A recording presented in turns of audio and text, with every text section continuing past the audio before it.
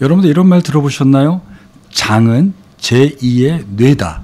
그런데 이 말 정말 맞습니다. 오늘은 장 속의 미생물 마이크로바이옴이 어떻게 우리의 잠을 좌지우지하는지에 대해서 다시 한번 얘기해 보려고 합니다.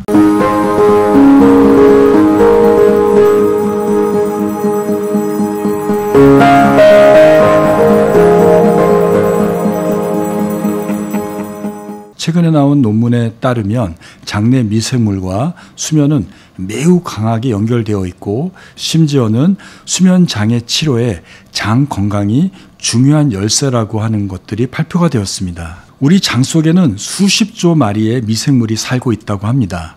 이들은 단순한 소화에 이러한 미생물들은 단순한 소화를 도와주는 조력자만은 아니라고 합니다. 실제로 수면의 질이 장내 미생물의 다양성에 영향을 주고 반대로 장내 미생물의 변화가 수면 구조까지 바꾼다는 사실이 연구 결과로 속속 드러나고 있습니다. 예를 들면 염증이 생겨서 우리가 항생제를 사용하게 되는데요. 이런 항생제를 사용하게 되면 장내 미생물들이 줄어들거나 없어지게 됩니다.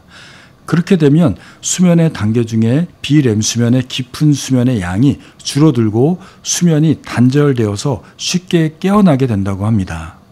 즉 항생제를 많이 사용하게 되면 우리 감염을 치료하게 되지만 장내 미생물이 줄어들어서 수면의 질도 떨어지고 잦은 각성으로 이어진다는 것이죠. 그러면 뇌와 장은 어떻게 연결되어 있을까요? 뇌는 머리 위쪽에 있고 장은 우리의 몸의 중앙에 있지 않습니까? 상당히 멀리 떨어져 있는데 어떻게 연결하고 있을까요? 그런데 장뇌축, 즉 겉, 장을 뜻하는 겉, 뇌를 뜻하는 브레인이 연결되어 있다고 하는 장뇌축에 대한 연구 결과들이 있습니다. 장뇌축, 뇌와 장이 서로 연결되어 있음으로써 그 결과로 인해서 서로 영향을 주게 되어서 수면에도 장의 문제가 영향을 줄 수 있는 것입니다. 즉 장내 미생물이 여러 가지 경로를 통해서 뇌와 수면을 조절한다는 것입니다. 행복 호르몬으로 알려져 있는 세로토닌은 대부분 장에서 만들어지게 됩니다. 음식에 많이 들어있는 트립토판을 섭취하게 되면 90% 이상은 소장에서 세로토닌으로 전환되게 됩니다. 이렇게 만들어진 세로토닌은 뇌로 흘러가게 돼서 뇌에서 멜라토닌으로 변하게 됨으로써 잠잘 때 멜라토닌의 분비가 높아지게 되어서 잠이 쉽게 유도가 되고 깊은 잠을 자게 됩니다. 세로토닌 말고도 또 다른 이유로 인해서 장의 문제가 수면에 영향을 줍니다. 우리 장에는 우리 건강에 도움이 되는 유익균들이 많다고 합니다. 이러한 유익균들은 식이섬유를 먹고 짧은 지방산을 만들어낸다고 합니다. 이러한 짧은 지방산 중에 부티르산이라는 성분이 있는데요. 바로 이 성분이 뇌와 면역계를 안정시키고 비렘 수면의 양을 늘려준다고 합니다. 즉 유익균이 만들어낸 부티르산이 비렘 수면, 신체복을 일으키는 비렘 수면을 촉진시켜서 깊은 잠, 긴 잠을 만드는 데 도움이 된다고 합니다. 세로토닌, 부티르산 이외에 미주신경이 뇌와 장을 연결하는 통신성으로 작동되게 됩니다.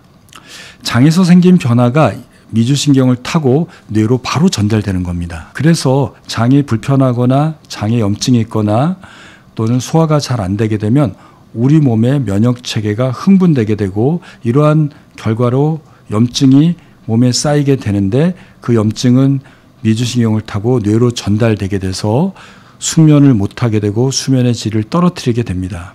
반대로 수면 부족도 우리 몸에 염증을 일으키고 뇌에 염증을 일으키게 됩니다. 반대로 수면이 부족하게 되면 우리 몸에 염증 반응이 나타난다고 합니다. 그 중에 하나가 산화 스트레스 물질입니다. 이러한 산화 스트레스 물질은 우리 몸의 건강한 세포를 공격해서 세포의 손상을 유발하게 되죠. 결과적으로 수면이 부족하게 되면 장에서 독성 물질이 늘어나고 이러한 물질로 인해서 뇌 손상과 신체 건강을 위협한다는 겁니다. 장내 미생물과 수면이 이렇게 연결된다는 것을 말씀드렸는데요. 실제로 어떤 수면 장애가 나타나고 관련되는지 알아보겠습니다. 첫 번째는 불면증입니다. 잠들기 어렵거나 자주 깨는 분들 있죠. 이런 분들을 불면증이라고 합니다. 이런 분들은 장 속에서 수면을 돕는 좋은 유익균들이 줄어들고 대신 염증을 일으키는 물질이 늘어나는 경향이 있습니다. 불면증 외에 수면무호흡증도 매우 흔한 수면장애인데요. 이러한 수면무호흡증이 있는 사람들은 장 속의 미생물의 다양성이 떨어지고 장 점막이 손상되며 염증 반응이 심하게 나타난다고 합니다. 이러한 수면장애가 장의 손상과 장 기능을 떨어뜨리는 걸 만들지만 장에 문제가 있는 사람들도 수면장애가 잘 나타난다고 합니다. 배가 자주 아프고 변비나 설사가 반복되는 과민성 대장증후군이 있습니다. 이러한 과민성 대장증후군의 환자들은 불면증이 쉽게 나타나고 깊은 잠을 못 잔다고 합니다. 바로 장에 문제가 생겨서 뇌에 문제를 유발하기 때문인 거죠. 최근에는 이러한 일로 인해서 잠을 못 자는 사람들한테 건강한 사람의 장내 미생물을 이식하게 되면 수면과 기분이 개선된다는 연구 결과들이 있습니다. 이러한 것을 장내 미생물 이식술이라고 얘기를 합니다. 혹시 장의 건강이 안 좋으신가요? 아니면 장의 건강은 괜찮은데 잠을 못 자거나 뇌 기능이 좀 떨어졌나요? 이런 경우에 먼저 장의 건강을 좋게 만드는 것도 여러분들의 건강을 유지하고 좋은 잠을 자는 좋은 방법이 될 수 있습니다. 장의 건강을 유지하기 위해서 여러 가지 방법들이 있습니다. 프리바이오틱스, 그리고 장내 미생물 이식술, 그리고 식이섬유 폴리페놀이 바로 여기에 해당됩니다. 조금 더 자세히 알아보도록 하겠습니다. 프로바이오틱스, 즉 유산균을 말하는데요. 장 속에 직접 좋은 유익균을 넣어주는 겁니다.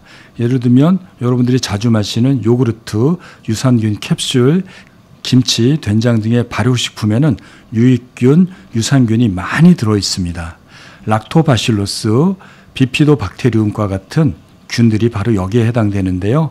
이러한 유익균들은 장내 환경을 건강하게 유지하게 함으로써 수면과 스트레스 개선, 기분에 긍정적인 영향을 줄 수 있습니다. 유익균이라고 말씀드렸던 락토바실루스나 비피도박테리움을 더 건강하게 도와주는 물질이 있죠. 즉 유익균의 먹이를 프리바이오틱스라고 얘기를 합니다. 유익균들이 장 속에서 잘 자라도록 성장하도록 도와주는 먹이를 바로 프리바이오틱스라고 얘기합니다. 여기에는 양파, 마늘, 바나나, 귀리, 이놀린, 저항성 전분 등이 해당되는데요. 이러한 음식들을 드시게 되면 장 속의 유익균들이 활발하게 번식하면서 장 기능도 좋아지고 수면에도 좋은 영향을 미친다고 합니다. 또 다른 방법은 건강한 사람의 장내 미생물을 이식하는 겁니다. 말 그대로 건강한 사람의 좋은 장내 미생물을 환자의 장에 이식해주는 치료입니다. 다소 생소하지만 장이 심하게 불균형을 이룰 때 아주 강력하고 좋은 치료법이 될 수 있어서 최근에 많은 연구가 이루어지고 있습니다. 건강한 사람의 변에서 좋은 균을 추출하거나 그 성분을 추출해서 장이 안 좋은 사람한테 넣어주는 방법입니다. 이러한 분변 미생물 이식술을 통해서 수면의 질과 불안, 우울증이 함께 좋아진다는 연구 결과들이 속속 나오고 있습니다. 식이섬유와 폴리페놀을 자주 섭취하는 것은 역시 장 건강에 도움이 될 수 있습니다. 특히 식이섬유는 장 청소부 역할을 하게 됩니다. 대변을 부드럽게 만들고 유익균의 좋은 먹이가 되는 것입니다. 폴리페놀은 식물 속의 항산화 물질로 나쁜 균을 줄이고 좋은 균을 늘려주는 조력자 역할을 할 수 있는 것입니다. 야채, 과일의 껍질, 녹차, 블루베리, 다크초콜릿 등 장내 미생물의 다양성을 만드는 핵심적인 음식들이나 성분들을 자주 드시게 되면 수면 부족이 개선되고 장내 미생물의 다양성이 좋아져서 장 건강과 뇌 건강에 도움이 될 수 있습니다. 내용을 정리해 볼까요? 한마디로 정의할 수 있습니다. 장이 깨끗하면 꿀잠이 찾아온다는 것입니다. 장은 제2의 뇌이고 수면의 질을 결정짓는 핵심적인 기관 중에 하나입니다. 오늘부터 여러분들의 장을 건강하게 만듦으로써 좋은 잠을 유도록 하시고 수면을 위한 장 건강 루틴을 같이 한번 시작해 보면 어떨까 합니다.